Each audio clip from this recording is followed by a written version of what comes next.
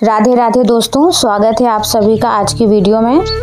आज मैं पढ़ने जा रही हूँ कार्तिक मास महात्म्य का 25वां अध्याय। श्री राधे रानी और श्री हरि विष्णु की कृपा आप सब पर बनी रहे। आइए शुरू करते हैं। श्री गणेशाय नमः।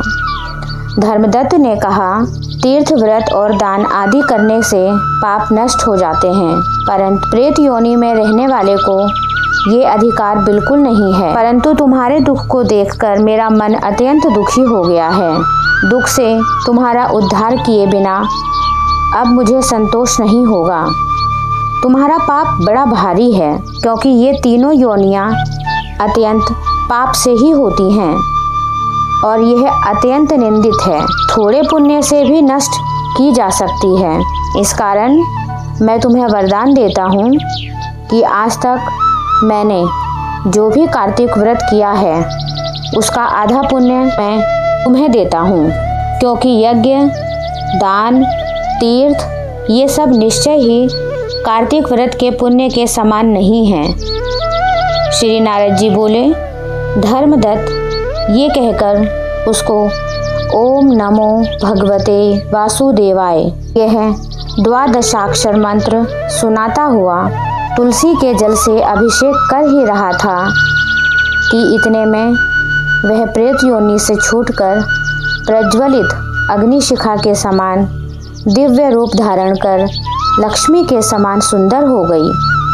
तब वह धर्मदत्त को दंडवत प्रणाम करती हुई प्रसन्नता से गदगद होकर बोली, हे श्रेष्ठ ब्राह्मण, आपके आशीर्वाद से मैं इस घोर नरक से छूट गई और पाप सागर में डूबती हुई मेरे लिए आप नौका के समान हैं। नारद जी ने कहा, हे विप्र, वह इस प्रकार कह ही रही थी कि उसी समय उसने विष्णु गणों के सहित आकाशमंडल से अपनी ओर आता हुआ एक दैदीप्यमान विमान देखा। फिर उस विमान के द्वार पर बैठे हुए पुण्यशील, सुशील और अप्सरा गणों को देखा। आकाश से आए हुए उस विमान को धर्मदत्त ने आश्चर्य से देखा और उन विष्णु रूपधारी पार्षदों को देखकर भूमि पर दंडवत प्रणाम किया। पुण्यशील और सुशील नामक गणों ने उस भक्त ब्राह्मण को अपने हाथों से उठाकर और उसका अभिनंदन करते हुए धर्म संयुक्त वाक्य कहा। गणों ने कहा, हे द्विज श्रेष्ठ, आप धन्य हैं, क्योंकि आप सर्वदा विष्णु भगवान के व्रत, कथा, सेवा में तत्पर होकर दीन दुखियों पर दया करते हैं। तो आपने बाल्यकाल से ही पवित्र और शुभ कार्तिक व्रत किया है। उसके आधे फल से कलहा के पूर्व जन्म के सारे पाप नष्ट हो गए और भी उसके सैकड़ों जन्मों के जितने भी पाप थे वह सब केवल आपके द्वारा छिड़के हुए जल के स्नान मात्र से ही नष्ट हो गए। हरि जागरण करने के पुण्य प्रभाव से यह आकाश मंडल से विमान आया है।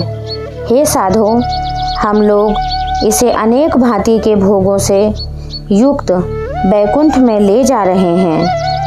आपके दिए हुए दीपदान के पुण्य से यह अतिशय तेजस्वनी हुई है और तुलसी पूजन आदि तथा कार्तिक व्रत के प्रभाव से हे दया सागर, यह विष्णु भगवान के निकट रहेगी।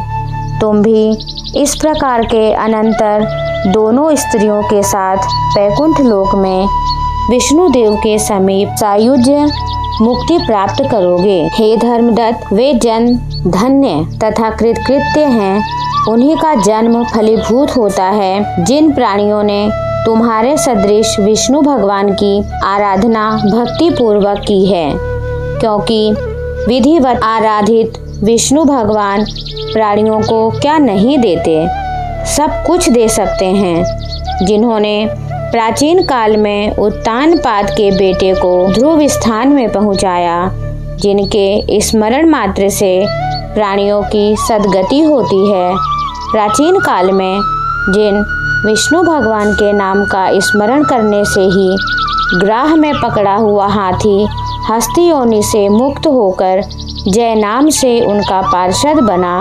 तुमने उन्हीं विष्णु भगवान की सेवा की है। इसी से तुम दोनों के साथ सहस्त्र वर्ष पर्यंत विष्णु भगवान के समीप निवास करोगे। जब तुम्हारा पुण्य क्षीण होगा तब तुम पृथ्वी में सूर्य वंश में प्रसिद्ध राजा बनोगे।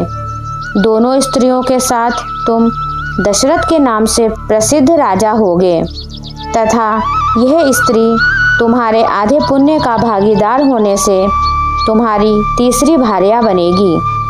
भूमंडल में विष्णु भगवान अपने को तुम्हारे पुत्र के रूप में बनकर तुम्हारे साथ रहेंगे और देवताओं का कार्य करेंगे।